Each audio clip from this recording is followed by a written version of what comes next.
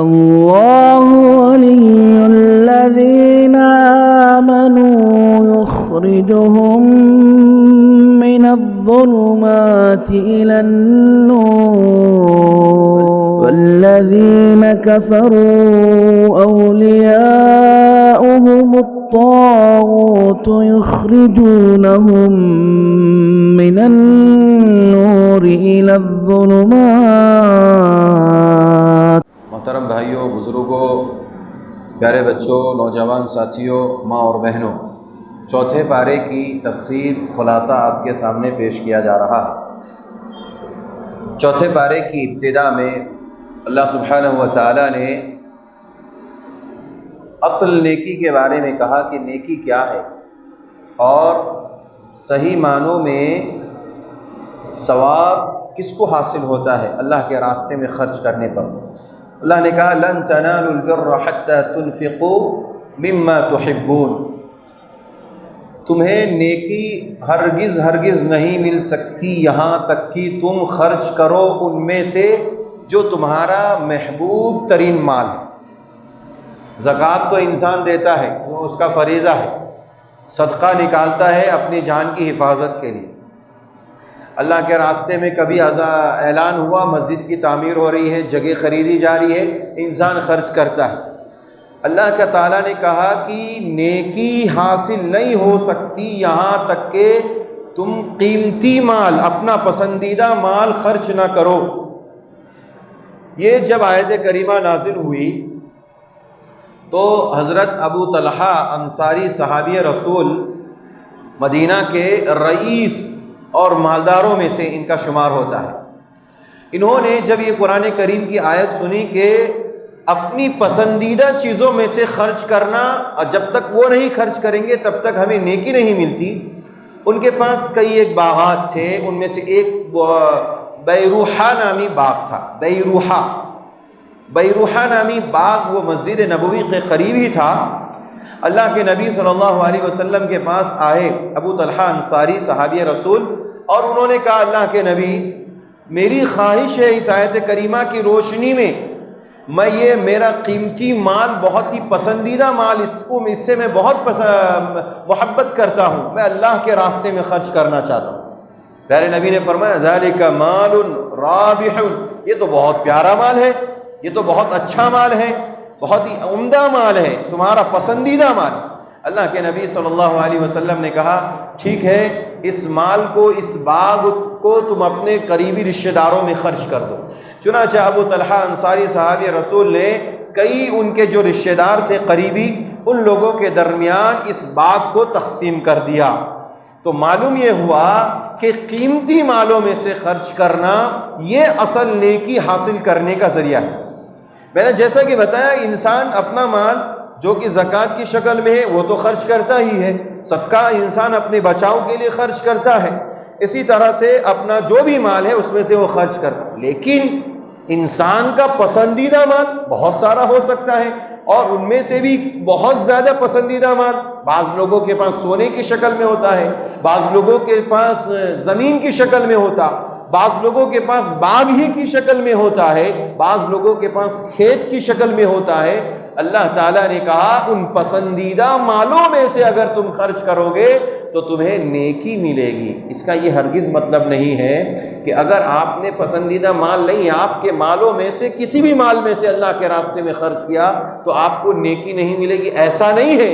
یہ اعلیٰ درجے کی نیکی اور اعلیٰ درجے کا ثواب اگر حاصل کرنا چاہتے ہیں تو اپنے قیمتی مالوں میں سے خرچ کیا کیجیے۔ میرے بھائیوں، میں یہاں رک کر کے بتانا چاہتا ہوں اور اس واقعے کی طرف آپ کو لے جانا چاہتا ہوں، اشارہ کرنا چاہتا ہوں، جس کو حدیث کے اندر اللہ کے نبی صلی اللہ علیہ وسلم نے ذکر فرمایا۔ بنی اسرائیل کا ایک واقعہ ہے۔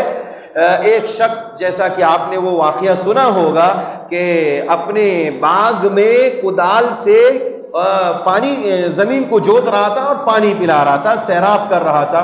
ایک شخص صحرا میں سن رہا ہے، بادل کو آواز آ رہی، بادل کو حکم ہوا اسقی حدیقۃ بفلان، فلاں آدمی کے باغ کو سیراب کر دو۔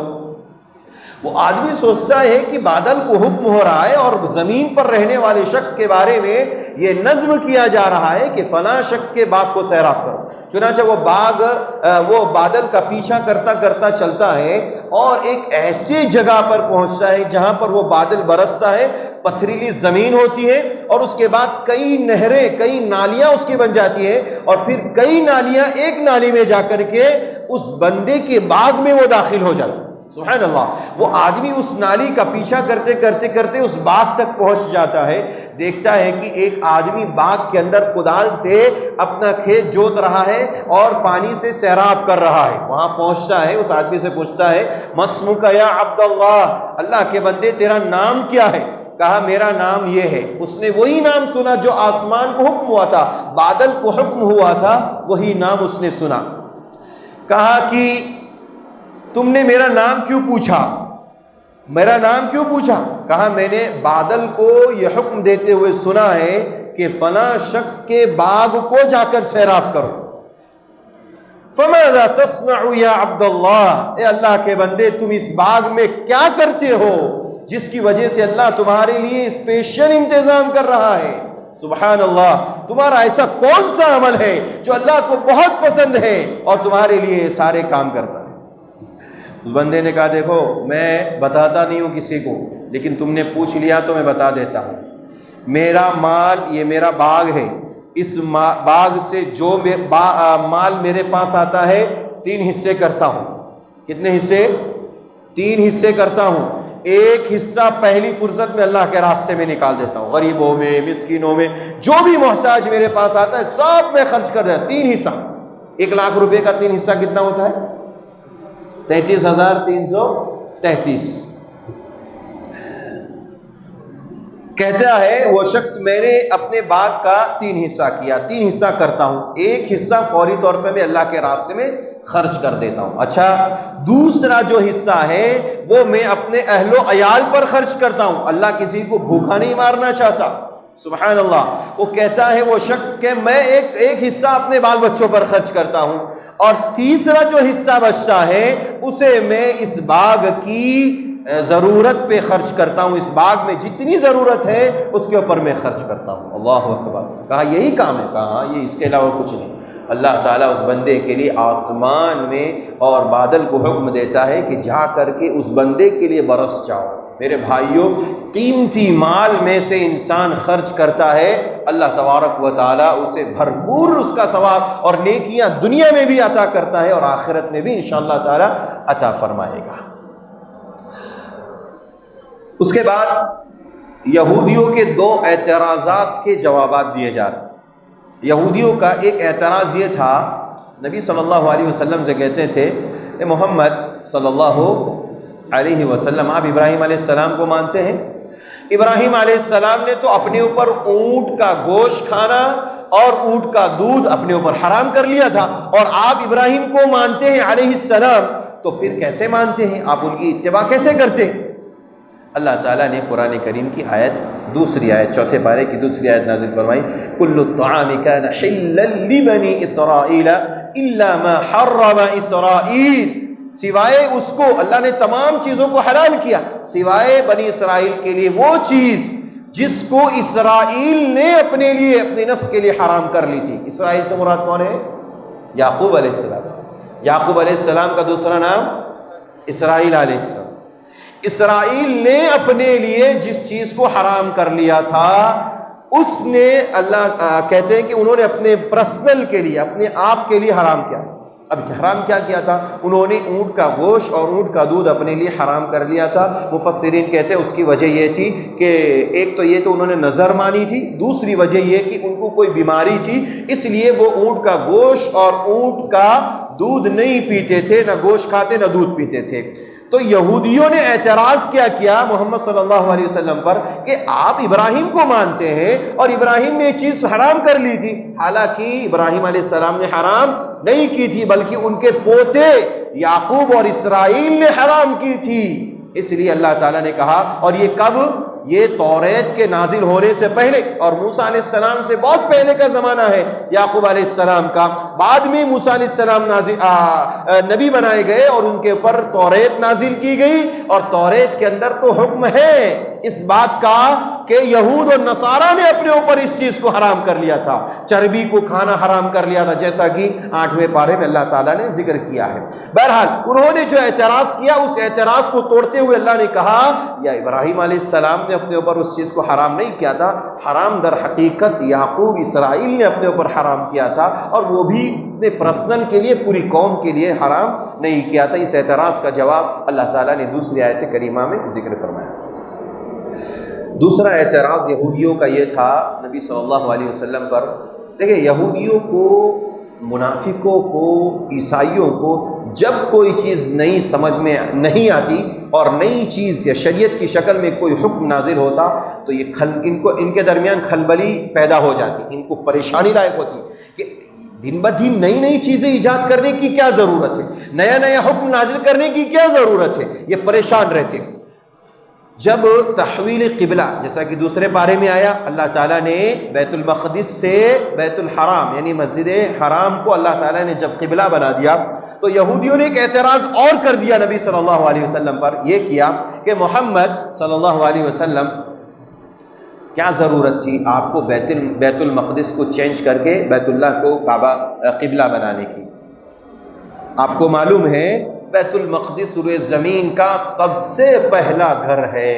یہ یہودیوں نے اعتراض کر دیا اور بطور دلیل یہ کہا کہ بیت المقدس روئے زمین کا سب سے پہلا اللہ کا گھر ہے۔ اللہ نے جواب دیا نہیں، ان اول بیت وضع للناس للذی ببکۃ مبارکا وہدی للعالمین۔ اللہ نے کہا بیت المقدس پہلا گھر نہیں ہے، اللہ کا پہلا گھر روئے زمین پر کون سا ہے؟ مکہ کے اندر بیت اللہ، یعنی اللہ کا گھر کعبۃ اللہ، مسجد حرام، یہ سب سے پہلا گھر ہے۔ اس اعتراض کا جواب دیتے ہوئے اللہ نے کہا کہ تم جو بول رہے ہو کہ بیت المقدس پہلا گھر ہے، ایسا کچھ بھی نہیں ہے۔ اللہ کا پہلا گھر ہوئے زمین پر جو بنایا گیا وہ کعبۃ اللہ ہے، اور اس کی تعمیر پہلے فرشتوں نے کی، پھر آدم علیہ السلام نے، پھر ابراہیم علیہ السلام نے، پھر پیارے نبی صلی اللہ علیہ وسلم کے زمانے میں کئی کفار اور مشرکین کے قبائل نے، اور اللہ کے نبی صلی اللہ علیہ وسلم نے اپنے ہاتھ سے حجر اسود کو اس کی جگہ پر رکھا تھا، جیسا کہ آپ سیرت کی کتابوں میں جانتے اور پڑھتے ہیں۔ اس کے بعد بتایا جا رہا ہے کہ ایمان اور تقوی، اس کے ساتھ انسان کو زندگی گزارنا ہے، اور مرنا ہے تو مومن اور مسلمان ہو کر کے مرنا ہے۔ اگر کوئی شخص ایک مسلمان ہونے کی حیثیت سے مسلمان سے ہٹ کر کے، اسلام سے ہٹ کر کے، شریعت محمدیہ سے ہٹ کر کے اگر کوئی دوسرا راستہ اختیار کر کے مرتا ہے تو اس کی موت فطرت پر موت نہیں ہوگی، اس کی موت غیر فطری ہوگی اور قرآن کے اس حکم کے خلاف ہوگی۔ اللہ نے کیا کہا یا ایھا الذین آمنوا اتقوا اللہ حق تقاتہ، اے ایمان والو اللہ سے ڈرو جیسے کہ اس سے ڈرنے کا حق ہے، ولا تموتن الا وانتم مسلمون، اور تم نہ مرو مگر مسلمان بن کر کے، یعنی دنیا میں زندہ رہو تو مسلمان ہو کر کے، اور جب مرنے لگو، جب تمہارے اوپر موت آئے تو تم اس حال میں مرو کہ تم اسلام کی حالت میں ہو، مسلمان ہو کر کے مرو گے تو اللہ تبارک و تعالیٰ کے ہاں تمہاری کامیابی ہے۔ یہ آیت کریمہ جب نازل ہوئی تو صحابہ کو تشویش لائق ہوئی، پریشان ہو گئے۔ حق تقاتہ کا مطلب کیا ہوا؟ اللہ سے ڈرو اور اس سے جیسا ڈرنے کا حق ہے۔ اب صحابہ پریشان ہو گئے کہ اللہ سے ڈرنے کا کیا معیار ہے، کتنا ڈرا جائے، کتنی کیفیت میں ڈرا جائے، کتنی مقدار میں ڈرا جائے، پریشان تھے۔ اللہ تبارک و تعالیٰ نے قرآن کریم کی ایک اور آیت کریمہ نازل کر کے اس اشکال کو ختم کر دیا۔ اللہ نے کہا فاتقوا اللہ ما استطعتم، اللہ سے اتنا ڈرو جتنا کہ تمہارے اندر طاقت ہے، استطاعت کے مطابق ڈرنا۔ دیکھیں اللہ نے تقوی کے معاملے میں بھی دنیا کے کسی بھی حکم اور معاملے میں جبر نہیں کیا، انسان کو اتنا ہی مکلف بنایا جتنا کہ انسان اس کام کو کر سکتا ہے۔ اگر انسان کو یہ کہہ دیا جاتا کہ آخری دم تک ڈرتے رہو، مرتے رہو، تو انسان کوئی دوسرا کام نہیں کر سکتا۔ اس لیے اللہ نے کہا فاتقوا اللہ ما استطعتم، جتنی طاقت اتنا ڈریں۔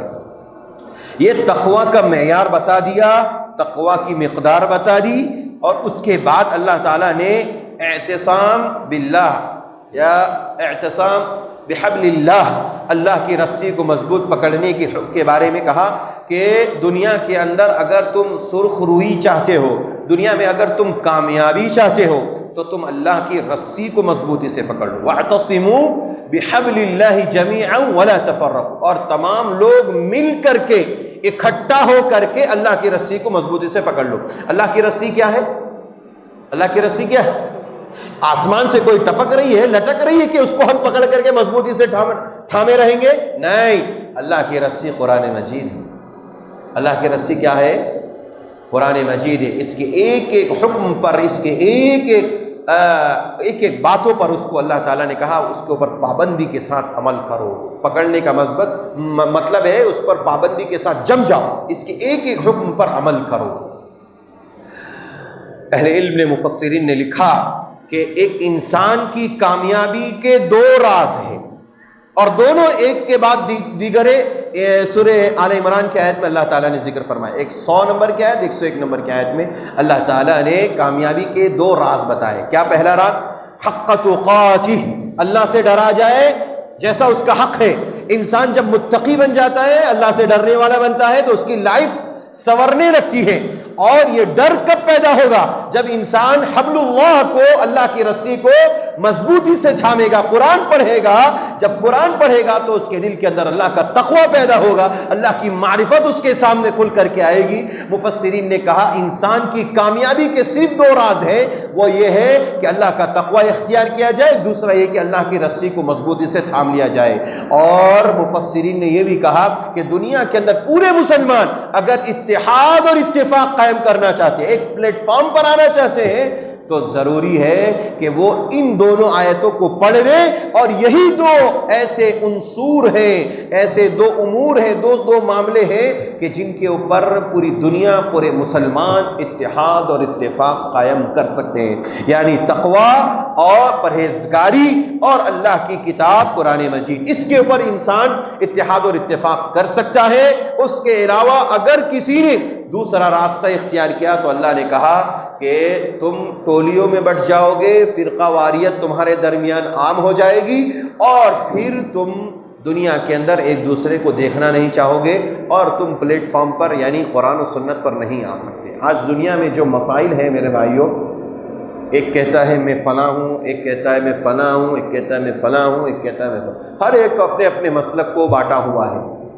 کوئی یہ نہیں کہتا کہ میں محمدی ہوں، قرآن و سنت کو ماننے والا ہوں۔ دعویٰ ضرور ہے لیکن عملی طور پر ان کا معاملہ بڑا عجیب و غریب ہے۔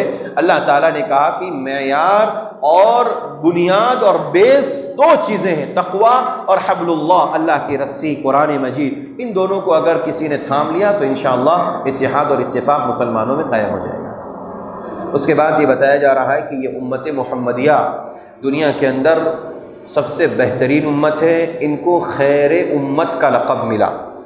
خیر امت یعنی بہترین امت کیوں ملا؟ 3 کاموں کی وجہ سے، یاد رکھیں گے 3 کام۔ اللہ نے کہا کنتم خیر امت اخرجت للناس، پہلا کام یہ ہے کہ یہ لوگوں کے لیے نکالی گئی۔ لوگوں کے لیے نکالنے کا مطلب انسان، میں میری فیملی، ہر کوئی کرتا ہے، کماتا ہے، کھاتا ہے، پیتا ہے، اپنے گھر والوں کو کھلاتا ہے، سو جاتا ہے، صبح اٹھتا ہے، اپنی ڈیوٹی پہ چلا جاتا ہے، پھر شام ہوتا ہے اپنے گھر پہ آ جاتا ہے، کھا پی کر کے سو جاتا ہے۔ میں اور میری فیملی خوش ہے نا میرے بھائی؟ ہر کوئی خوش ہے، لیکن اللہ نے کیا کہا؟ اخرجت للناس، آپ دنیا میں لوگوں کے لیے نکالے گئے۔ اللہ اکبر۔ انسان اپنی اللہ کی عبادت کے لیے ایک مقصد، دوسرا مقصد اخرجت للناس، لوگوں کے لیے نکالے گئے۔ کیا مطلب؟ کیوں نکالے گئے لوگوں کے لیے؟ 3 کاموں کے لیے۔ تأمرون بالمعروف، نمبر 1 پہلا کام، تم لوگوں کو بھلائی کا حکم دیتے ہو، وتنہون عن المنکر، برائی سے لوگوں کو روکتے ہو، وتؤمنون باللہ، اور تم اللہ کی ذات پر ایمان اور یقین رکھتے ہو۔ یہ 3 کاموں کی وجہ سے اللہ تعالیٰ نے اس امت کو، امت محمدیہ کو بہترین امت قرار دیا۔ اگر کوئی شخص اپنے آپ کو بہتر بنانا چاہتا ہے اور بہترین امت میں شامل کرنا چاہتا ہے، ہر ایک فرد کی ذمہ داری ہے کہ وہ امر بالمعروف اور نہی عن المنکر کے فریضے کو انجام دے اور ساتھ ہی ساتھ اللہ کی ذات پر ایمان اور یقین رکھے۔ دراصل یہ بات کیوں کہی گئی؟ یہ یہودیوں کے جواب میں کہی گئی، اور یہودیوں کا جو عقیدہ تھا اس کے بالکل برعکس یہ بات کہی گئی۔ یہودیوں کا کام کیا تھا؟ کانوا لا یتناہون عن منکر فعلوا، یہودی منکر باتوں سے لوگوں کو نہیں روکتے تھے، یہودی امر بالمعروف اور نہی عن المنکر کا کام نہیں کرتے تھے، بلکہ وہ لوگوں کو برائی پر ابھارتے تھے، اللہ کے دین سے لوگوں کو دور کرتے تھے۔ تو اللہ تبارک و تعالیٰ نے کہا اگر امت محمدیہ خیر امت ہیں تو ان کی ذمہ داری ہے کہ اگر کوئی شخص برائی کرتا ہوا نظر آئے، بھلائی کے ساتھ، اچھائی کے ساتھ، بہترین انداز میں، اچھے اسلوب میں، پیار سے، محبت سے اسے سمجھا دے، بھائی بہن یہ کام اچھا نہیں ہے، یہ کام شریعت کے خلاف ہے، تو بتا دینا یہ میرے بھائیوں خیر امت میں ہمارے لیے اور آپ کے لیے داخلے کا ذریعہ ہے۔ یعنی امر بالمعروف اور نہی عن المنکر کا فریضہ اگر ہم انجام دے دیں انشاءاللہ ہم خیر امت میں داخل ہو جائیں گے۔ اس کے بعد اللہ تبارک و تعالیٰ بتا رہا ہے کہ منافق، دنیا کے اندر منافقین کی حرکتوں کو اور ان کی پہچان کو اللہ تعالیٰ ذکر کر رہا ہے کہ دیکھیے جب بھی سماج کے اندر، مسلم معاشرے میں یا مسلم علاقے میں کوئی بھی ایسی نئی چیز، اچھی چیز جو قرآن و سنت سے جڑی ہوئی چیز جب رونما ہوتی ہے، سامنے آتی ہے، تو منافقین کو تکلیف ہوتی ہے۔ یہ منافقین کی سب سے بڑی پہچان ہے۔ آپ اچھا کر رہے ہیں قرآن و سنت کی روشنی میں تو منافقین کو تکلیف ہوتی ہے، ارے یہ کیا ضرورت تھی، پہلے سے باپ دادا سے جو چلی آ رہی تھی چلنے دینا تھا، کیا ضرورت تھی اس کو نکالنے کی۔ منافقین کے بارے میں اللہ نے کہا کہ جب مومنوں کو کوئی اچھی چیز ملتی تو ان کو تکلیف ہوتی، اور جیسے ہی مسلمان اور مومنین تکلیف میں آتے، پریشانی میں آتے، ان کے اوپر کوئی آزمائش آتی تو یہ منافقین خوش ہوتے ہیں۔ اللہ نے کہا ان تمسسکم حسنۃ تسؤہم، جب آپ کو کوئی خیر پہنچتا ہے، جب آپ کو کوئی حسنہ اور نیکی اور اچھائی پہنچتی ہے تو تسؤہم، یہ برا مانتے ہیں، یہ لوگ، یہ منافقین برا مانتے ہیں، ان کو تکلیف ہوتی ہے۔ کیا ضرورت تھی محمد اور ان کے ساتھیوں کو دینے کی، کیا ضرورت تھی مسلمانوں کو دینے کی، ان کو تکلیف ہوتی ہے۔ اور وَإِن تُصِبْهُمْ سَيِّئَةٌ يَفْرَحُوا بِهَا، اور جب ان کو کوئی تکلیف پہنچتی ہے، مومنین کو، مسلمانوں کو، نبی صلی اللہ علیہ وسلم کو، يَفْرَحُوا بِهَا، یہ خوش ہو جاتے ہیں، ہاں ایسا ہونا چاہیے تھا۔ کتنے دنوں سے ہم سمجھا رہے تھے، لوگ سمجھ نہیں پا رہے تھے، اور سمجھاتے سمجھاتے تھک گئے، یہ لوگ ہماری بات مانتے نہیں، لہذا اب اللہ نے ان کو سمجھا دیا، تو یہ لوگ خوش ہوتے ہیں۔ مسلمانوں کو تکلیف پہنچی ہے تو خوش ہوتے ہیں۔ اللہ نے کہا ایسے منافقوں سے نپٹنے کے دو راستے ہیں، ایسے منافقوں سے نپٹنے اور ان سے بچنے کے دو راستے کیا ہے؟ وَإِن تَصْبِرُوا وَتَتَّقُوا لَا يَضُرُّكُمْ كَيْدُهُمْ شَيْئًا، اگر آپ صبر کرو یا اللہ کا تقوی اختیار کرو، صبر اور تقوی ان دونوں کو اپنا لو، اللہ کہتا ہے لا یضرکم کیدہم شیئا، ان کافروں، ان منافقوں کی چالاکیاں، ان کی پلاننگ اور ان کی سازشیں آپ کو نقصان نہیں دے سکتی۔ سبحان اللہ۔ میرے بھائیوں، دو باتیں اگر ہم اور آپ کر لیں، ایک ہے اللہ کا تقوی، ڈر، خوف، ہر حال میں اچھائی ہو یا کوئی بھی حالت ہو، اس موقع پر اللہ کا ڈر ہمیں ہمیشہ یاد رکھنا ہے، اور اس کے بعد صبر کرنا ہے، ڈٹ جانا ہے۔ معاملات کتنے بھی سنگین ہو، اس موقع پر انسان اگر جم جائے، ڈٹ جائے، صبر سے کام لے تو انشاءاللہ تعالی اللہ اس کے لیے راستہ نکالتا ہے۔ اس کے بعد غزوہ احد کا تذکرہ کیا جا رہا ہے۔ غزوہ احد یہ شوال 3 ہجری کے اندر مدینہ میں واقع ہوئی۔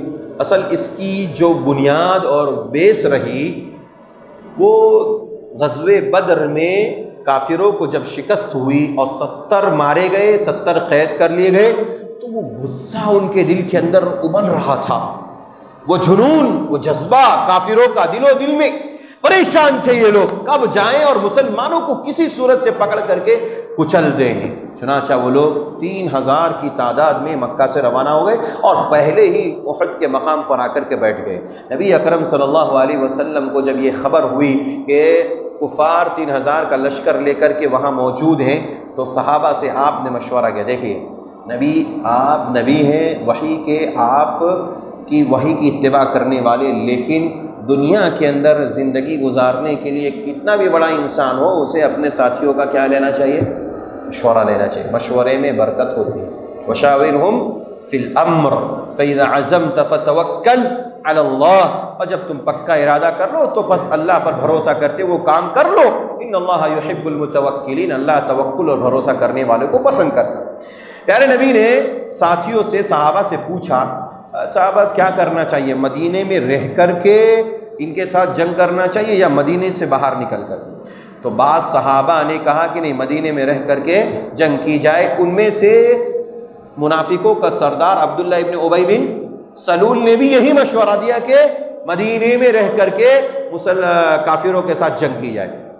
لیکن بعض وہ صحابہ جن کو بیچاروں کو غزوہ بدر میں شرکت کا موقع نہیں ملا تھا اور جہاد کا جذبہ اندر ہی اندر ابل رہا تھا، انہوں نے کہا نہیں اللہ کے نبی، کچھ بھی ہو جائے جہاد وہیں جا کر کے ہوگا، مدینے کے باہر ہوگا، میدان احد میں ہوگا، اور کافروں کی اینٹ بجا دی جائے گی.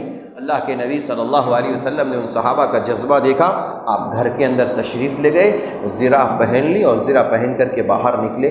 آپ کو دیکھ کر کے وہی صحابہ جنہوں نے کہا تھا کہ باہر جا کر کے جہاد کریں گے، تو اللہ کے نبی کو کہتے ہیں کہ نہیں، اللہ کے نبی شاید ہمیں لگا کہ آپ کو یہ تکلیف پہنچی ہے لہذا مدینے میں ہی رہ کر کے کر لیا جائے. اللہ کے نبی نے کہا یہ نبی کے لیے زیب نہیں دیتا کہ اگر نبی ایک بار اپنے اوپر جنگ کا لباس پہن لے، زرہ پہن لے، اللہ کی اجازت کے بغیر اس کو اتار نہیں سکتا. یہ نبی کو زیب نہیں دیتا، لہذا اب جنگ ہوگی تو میدان احد میں ہوگی.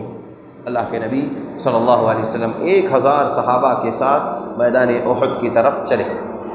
مقام شوط شین واو تو مقام شوط پر پہنچے تو عبداللہ ابن ابی جو منافقوں کا سردار تھا اپنے 300 ساتھیوں کو لے کر کے نکل گیا، کہتا ہوا کہ میری بات نہیں مانی گئی. کہا تھا نا اس نے کہ مدینے میں رہ کر کے جنگ ہوگی، اور بعض مسلمانوں نے بھی کہا تھا، تو بعض جو کمزور مسلمان تھے وہ بھی اس کے ساتھ شریک ہو گئے، اور منافقوں کے 300 لوگ وہاں سے نکل گئے. بچے کتنے؟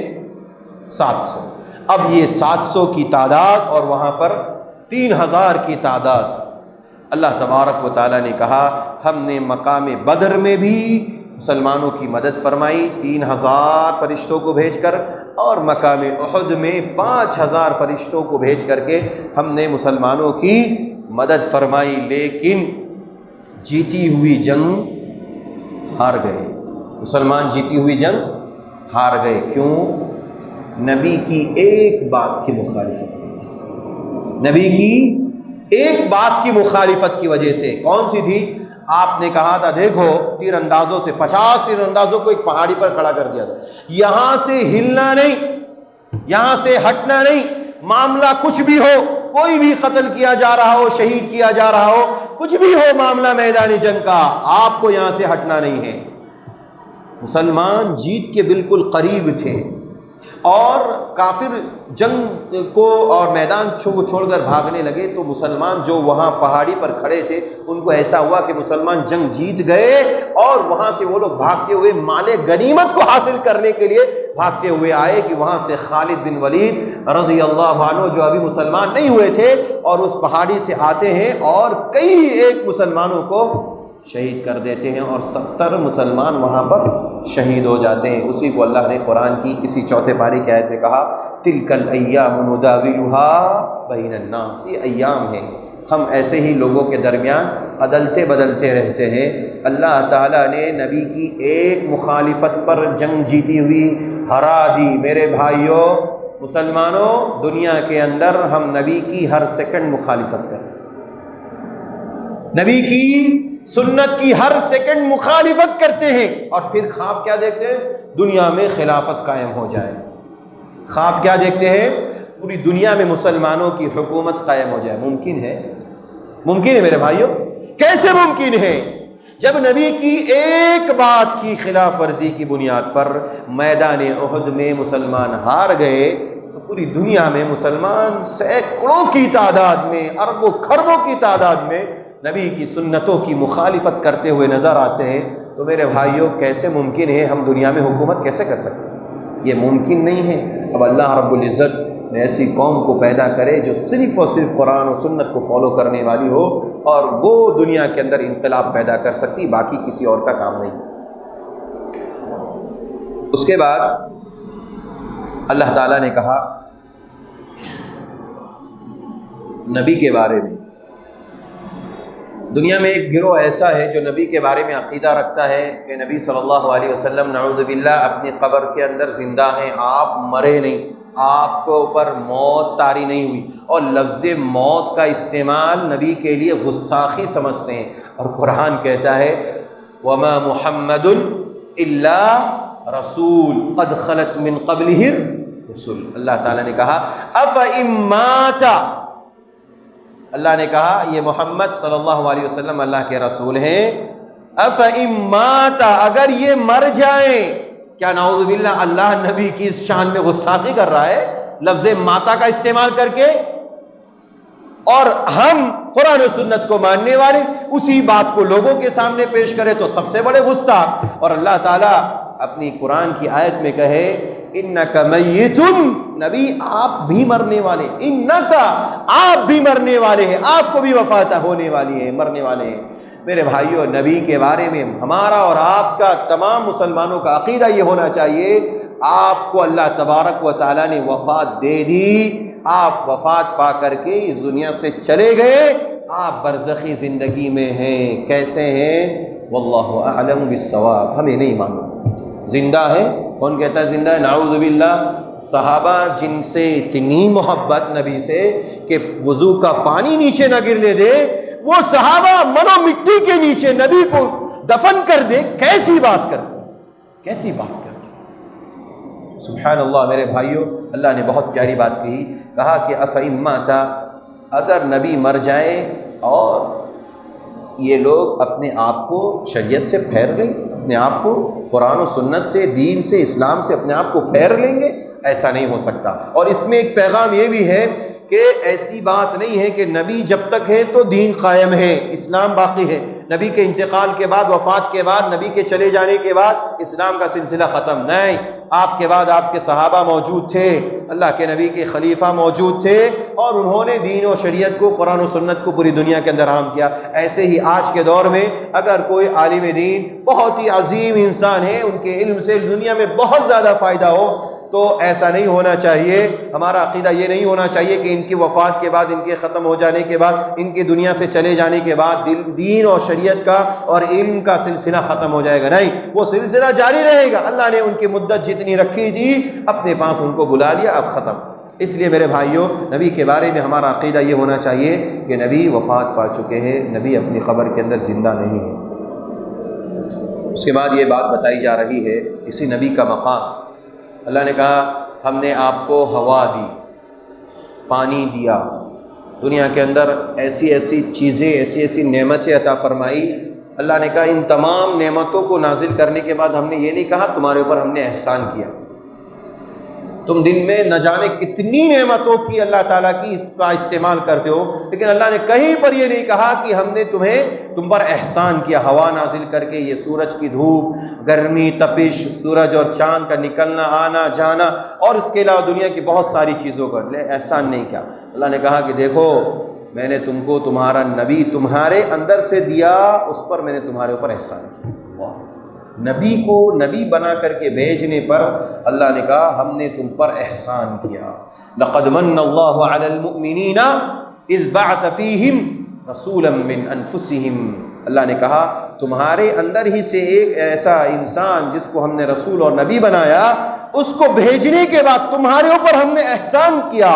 نبی کو بھیجنے کا مقصد اللہ تعالیٰ نے کہا یتلو علیہم آیاتی، وَيُزَكِّيهِمْ وَيُعَلِّمُهُمُ الْكِتَابَ وَالْحِکْمَةَ، یہ نبی لوگوں کو تلاوت کر کے سناتے ہیں، ان کی پاکی کرتے ہیں، ان کو پاک کرتے ہیں، ان کے نفس کا تزکیہ کرتے ہیں، انہیں ہدایت کی طرف بلاتے ہیں، قرآن و سنت کی طرف بلاتے ہیں۔ اللہ نے کہا دنیا میں نبی کو بھیج کر کے میں نے تمہارے اوپر احسان کیا، اور پوری امت مل کر کے، پوری امت محمدیہ مل کر کے اگر اس احسان کو چکانا چاہے گی قیامت تک نہیں چکا سکتی۔ پھر بھی نبی کے بارے میں ہمارا عقیدہ کیا ہے؟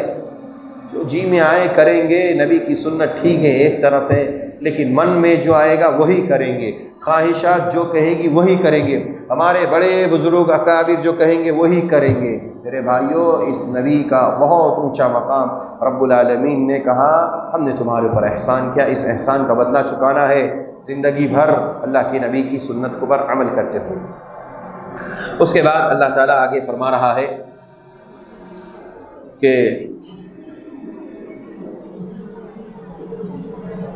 آسمان اور زمین اور اسی طرح سے رات اور دن کے آنے جانے میں عقل مندوں کے لیے نشانی ہے اور عبرت ہے۔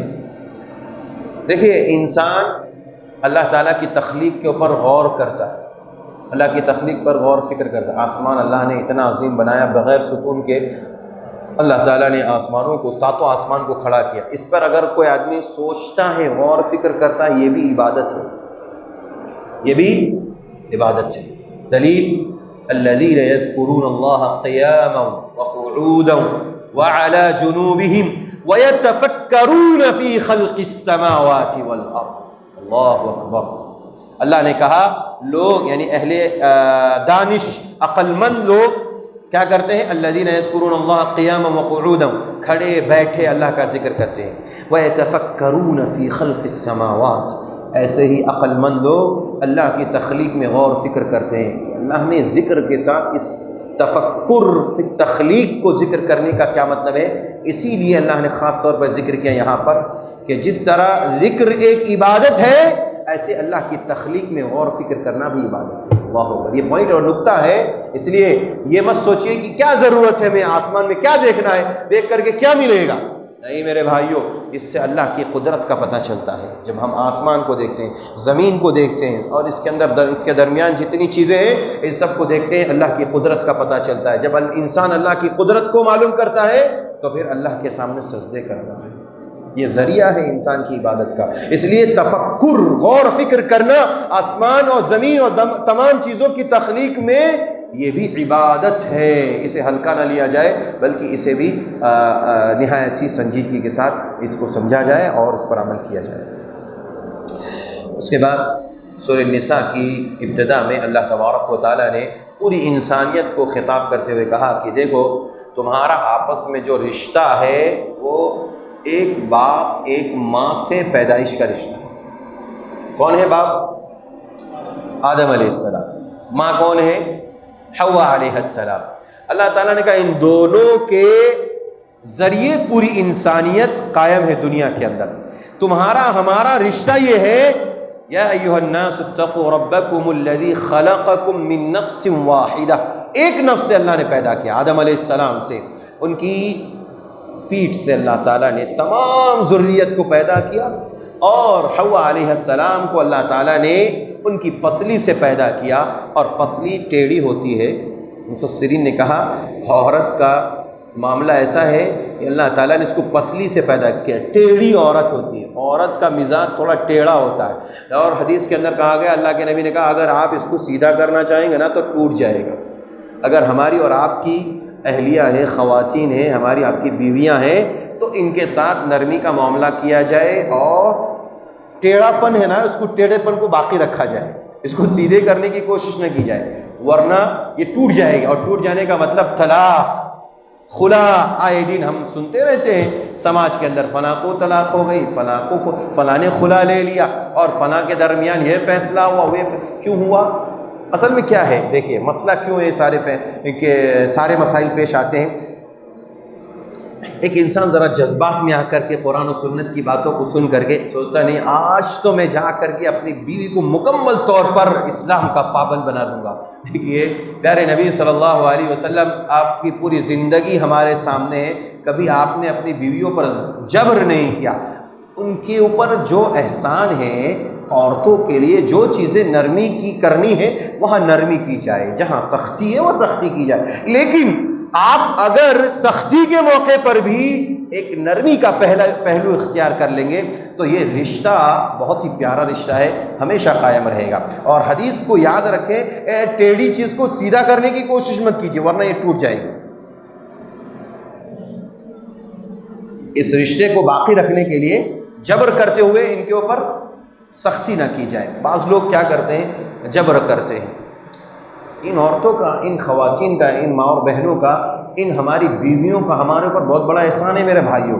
مردوں کے لیے میں نصیحت کرنا چاہتا ہوں، بہت بڑا احسان ہے۔ پتہ ہے کیا احسان ہے؟ ایک دن، صرف ایک دن، رمضان کا مہینہ چل رہا ہے نا، سحری کے لیے اور افطار کے لیے ہم مردوں میں سے ذرا کچن میں جا کر کے وہاں کھڑے ہو کر کے کھانا بنانے کی کوشش کر لیجیے۔ اس سے اندازہ ہو جائے گا ہمیں اور آپ کو کہ یہ بیوی، یہ خاتون، گھر کی مائیں بہنیں، یہ کتنی اہمیت رکھتی ہیں، کتنی اہمیت، ان کا کتنا اونچا مقام ہے، ان کی کتنی بڑی فضیلت ہے۔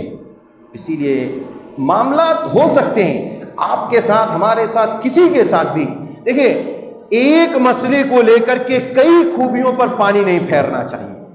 عورت کے ساتھ معاملہ ہو سکتا ہے، کبھی کبھار ان سے بھی انسان ہے، غلطی ہو سکتی ہے، لیکن ایک غلطی کی وجہ سے ان کی ساری خوبیوں پر ہمیں پانی نہیں پھیرنا چاہیے، اور اس کی وجہ سے طلاق اور خلا کا معاملہ، دیکھیں یہ تو آخری درجہ ہے، طلاق اور خلا یہ آخری درجہ ہے، اس سے پہلے کئی درجے ہیں۔ بستر الگ کیا جائے، ہلکی سی ضرب لگائی جائے، بہت سارے ہیں، ان کے گھر کے رشتہ داروں کو بلا کر کے سمجھایا جائے، اس کے بعد خلا اور طلاق کا معاملہ آتا ہے۔ اور آج ہمارے سماج میں بڑا عجیب و غریب معاملہ ہے، ہم ہر لمحہ لوگوں کو طلاق اور خلا کے کیسز سنتے ہوئے نظر آتے ہیں اور دیتے ہوئے نظر آتے ہیں۔ میرے بھائیوں، عورت کا مزاج تھوڑا سا ہم سے مختلف ہے، لہذا اس کو لے کر کے چلنے کے لیے ہمیں بھی کبھی کبھی نرم ہونا پڑتا ہے۔ اما عائشہ رضی اللہ عنہا کہتی ہے، ہمارے نبی صلی اللہ علیہ وسلم سے ایک بار جو ہے ہم نے ان کے سامنے، نبی کے سامنے کہہ دیا، صفیہ تھوڑی قد میں چھوٹی تھی، آپ کے لیے تو بس ان کا قد کافی ہے۔ حضرت اللہ کے نبی غصے میں آ گئے، لیکن معاملہ غصے کا تھا کیونکہ یہ غیبت ہو رہی تھی، چغل خوری ہو رہی تھی۔ کہا کہ عائشہ، اگر یہ بات تمہاری سمندر کے پانی میں ملا دیا جائے تو پورا پانی گدلا ہو جائے گا، تم نے کتنی بڑی بات کہہ دی۔ عورتوں کے اندر غیرت رہتی ہے۔ ایک عورت، آج کل لوگ ماشاءاللہ شہر حیدرآباد میں 2-4 کے قائل ہیں اور کرتے بھی ہیں، لیکن حقوق نہیں جانتے، کر لیتے، ایک کو ادھر ایک کو ادھر رکھ دیے، لیکن حقوق کی ادائیگی بہت کمزور ہے اس معاملے میں۔ میرے بھائیوں، معاف کیجئے، اسلام نے اسی سورہ نساء کی اگلی آیت میں کہا کہ اگر انصاف نہیں کر سکتے ہو تو دوسری مت کرو، ایک پر اکتفا کر لو۔ معاملہ کیا ہے؟ معاملہ یہ ہے کہ شادی تو ہم نے دوسری کر لی، تیسری کر لی، چوتھی کر لی، گھر پہ لا کر کے رکھ دیا۔ اب معاملہ جب انصاف کا آتا ہے تو ہم کسی کے گھر پہ، جن کی باری ہے، ان کے گھر پہ رہتے ہوئے دوسرے سے بات کرتے ہیں، ہاں یہاں پر یہ بن رہا ہے، وہ بن رہا ہے۔ اب اس عورت کو تکلیف نہیں ہوگی، میرے گھر پہ میری باری میں آپ اس سے بات کر رہے ہیں، اس کا مطلب مجھے چڑھا رہے ہیں، مجھے تکلیف دے رہے ہیں، اور یہ چیز غیرت ہے عورت کی۔ اما عائشہ رضی اللہ عنہ کے گھر میں آپ کی باری تھی، کسی خاتون نے، آپ کی بیوی میں سے کسی بیوی نے ایک پیالے کے اندر، مٹی کے پیالے میں کچھ کھانا بھیجا۔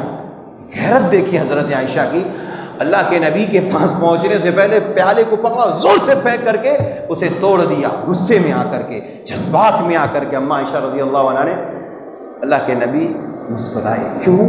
معلوم تھا کہ یہ حضرت عائشہ کی غیرت ہے، اور کوئی بھی عورت یہ پسند نہیں کرے گی کہ میری موجودگی میں، میری باری میں دوسری عورت کو موقع دیا جائے۔ اللہ کے نبی صلی اللہ علیہ وسلم نے کہا، عائشہ یہ آپ نے یہ کام اچھا نہیں کیا، آپ کو توڑنا نہیں تھا، ٹھیک ہے اس کی طرف سے آپ کو دیت دینا پڑے گا، آپ نے نہیں دی، اللہ کے نبی نے خود ان کی طرف سے دیت دے دی۔ میرے بھائیوں، مقصود یہ ہے بتانا، مقصود یہ ہے کہ عورت کے اندر بھی فیلنگ ہوتی ہے، ان کے جذبات ہیں، ان کے احساسات ہیں، ہمیں اس کو محسوس کرنے کی ضرورت ہے۔ اور آج جو سماج میں اختلاف ہے، ماں بیویوں کے درمیان مسائل ہیں ہمارے، یہ اس وجہ سے کہ ہم سمجھ نہیں پا رہے ہیں، شریعت کو صحیح طریقے سے ہم نے نہیں سمجھا۔ وہ ٹیڑھی پسلی سے پیدا کی گئی، اس کو وہیں رہنے دیجیے، اس کو سیدھے کرنے کی کوشش مت کیجیے، اور ان کے ساتھ احسان جتنا ہو سکے کیجیے، ان کی ایک غلطی کو نظر انداز کر دیجیے، ان کی کئی خوبیوں پر۔ ماں اور بہنوں سے بھی گزارش کروں گا میں کہ میں نے آپ کی بہت زیادہ تعریف کی، اس سے یہ نہ سمجھیں کہ آج سے جو ہے آپ گھر کی ملکہ بن کر کے، رانی بن کر کے اپنے شوہر پر حکومت کرنا چاہیں۔ ہاں، آج سے چابی میرے ہاتھ میں اور آج سے گھر کی ہینڈلنگ میرے ہاتھ میں نہیں۔ جو آپ کو اللہ تعالیٰ نے مقام دیا اس مقام کو باقی رکھے۔ الرجال قوامون علی النساء، اللہ نے مردوں کو آپ کے اوپر فوقیت دی، اس کو باقی رکھیے۔ زبردستی چابی مت لیجئے، تجوری کی چابی، اس کی چابی، اس کی چابی، یہ ساری چیزوں کا قبضہ، اور پھر یہیں سے اختلاف بڑھتا جاتا ہے اور پھر طلاق کا معاملہ آتا ہے۔ اس لیے ماں اور بہنوں سے بھی گزارش ہے کہ آپ اپنے شوہر کو شوہر سمجھے، کیونکہ پیارے نبی نے حدیث کے اندر فرمایا، میں نے جہنم میں سب سے زیادہ جن کو داخل ہوتے ہوئے دیکھا ہے وہ عورتوں کی تعداد تھی۔ پوچھا گیا کیوں؟ کہا کہ یہ اپنے شوہروں کی نافرمانی کرتی ہے، اور دوسری ہے کہ آپس میں ایک دوسرے کے اوپر لعن طعن زیادہ کرتی ہیں۔ اب عورتوں کو چاہیے کہ اس سے بچنے کے لیے کیا کریں؟ اللہ کے نبی نے کہا تصدقنا، صدقہ کرو۔ جو اگر آپ سے اگر غلطیاں ہو گئی، نافرمانیاں ہو گئی شوہر کی، تو کیا کریں؟ صدقہ کریں۔ صدقہ کرنے سے انسان کے گناہ معاف ہو جاتے ہیں۔ تو خواتین سے بھی گزارش ہے کہ وہ بھی اپنے شوہروں کا احترام کریں۔ پارے کے اخیر میں اللہ تعالیٰ نے کچھ محرمات ابدیہ کا ذکر کیا، یعنی وہ عورتیں جو آپ کے اوپر ہمارے اوپر حرام کر دی گئی، ان میں کئی عورتوں کا تذکرہ ہے۔ ماں ہیں، بہن ہیں، اور اسی طرح سے بھائی کی بیٹی ہیں جس کو ہم کیا کہتے ہیں؟ بھتیجی، بہن کی بیٹی ہیں جس کو ہم بھانجی کہتے ہیں، یعنی ان سب سے ہم رشتہ نہیں کر سکتے، شادی نہیں کر سکتے۔ اسی طرح ساس ہیں، نانی ہے، دادی ہے، کئی اللہ تعالیٰ نے ذکر کیے ہیں، اس کو ہمیں پڑھ لینا چاہیے۔ اس کے علاوہ یہ محرمات ابدیہ ہے، اس کے علاوہ اللہ تعالیٰ نے چچی کا تذکرہ نہیں کیا، چچا کی بیوی چچی کا اور ممانی کا تذکرہ نہیں کیا۔ کیوں؟ ان دونوں سے پردہ ہے، معلوم ہے آپ کو، ان دونوں سے پردہ ہے۔ ہماری ممانی ہے، ہمارے اوپر ضروری ہم ان سے پردہ کریں، اور وہ بھی ممانی بھی ہم سے پردہ کرے گی۔ چچی ہے، چچی سے ہمارا پردہ ہے۔ کیوں؟ اس لیے کہ اگر چچا ان کو طلاق دے دے عدت گزرنے کے بعد، آپ ان سے شادی کر سکتے، جائز ہے۔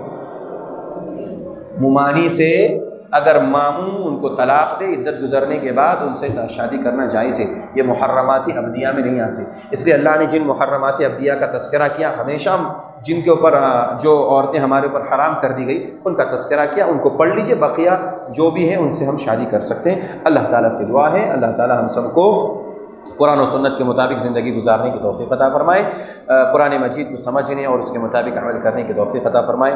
اللہ تعالیٰ جو بات ہم نے کہی ہے سنی ہے، اللہ ہم پر عمل کرنے کی توفیق عطا فرمائے۔ جب تک اس دنیا میں زندہ رکھیں، ایمان پر زندہ رکھیں، اور جب خاتمہ ہو ایمان پر ہو۔